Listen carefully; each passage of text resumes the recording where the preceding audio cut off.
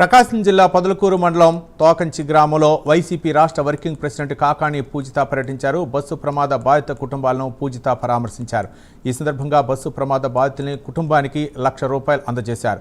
Bus ప్రమాద ఘటనపై పూర్తిస్థాయి విచారణ జరిపి బాధ్యులపై కఠిన చర్యలు తీసుకోవాలని పూజిత డిమాండ్ చేశారు.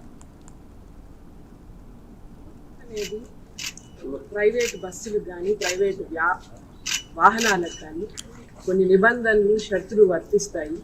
వాటిని చెక్ చేసుకోవడం, ఆ రవాణా సౌకర్యానికి సంబంధించిన అధికారులు అయితే ఏమి, లేకపోతే ప్రభుత్వం అయితే ఏమి, ఇటువంటి పొరపాట్లు జరగకుండా చూసుకోవాలి. ఆ బస్సు ప్రాబ్లమ్స్ ఉన్నాయంట, డ్రైవరు ర్యాష్గా తోలారంటున్నారు. మరి ఏమి జరిగిందనేది భగవంతుడికి తెలుసు. కానీ కూటమి ప్రభుత్వం వచ్చినప్పటి నుంచి ఇటువంటి ఘటనలు జరుగుతూనే ఉన్నాయి. సరే, కనీసం ఒక యాక్సిడెంట్ జరిగింది, యాక్సిడెంట్ మీకు తెలిసి జరిగింది కాదు, కనీసం అంబులెన్స్ అయినా టైంకి వస్తుందా? అంబులెన్స్ పరిస్థితి కూడా ఇట్టే ఉంది కదా, ఎమర్జెన్సీ సర్వీసెస్ పరిస్థితి కూడా ఇట్టే ఉంది కదా. ఎమర్జెన్సీ సర్వీస్కి ఫోన్ చేస్తే 26 నిమిషాలకు కానీ ఎవరు ఫోన్ ఎత్తచ్చు కదా.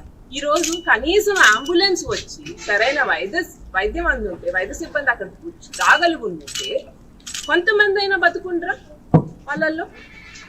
కూటమి పాలన ఎలా ఉందో మనందరం చూస్తున్నాం. కూటమి పాలనకి ప్రజలతో అవసరం లేదు, లేకపోతే ప్రభుత్వం సరిగ్గా పనిచేయాలి, ప్రజల కోసం పనిచేయాలనేటువంటి పాలన కాదు. కూటమి పాలనలో రెడ్ బుక్ రాజ్యాంగం మాత్రమే అమలు అవుతుంది. ఏం చేస్తున్నారు?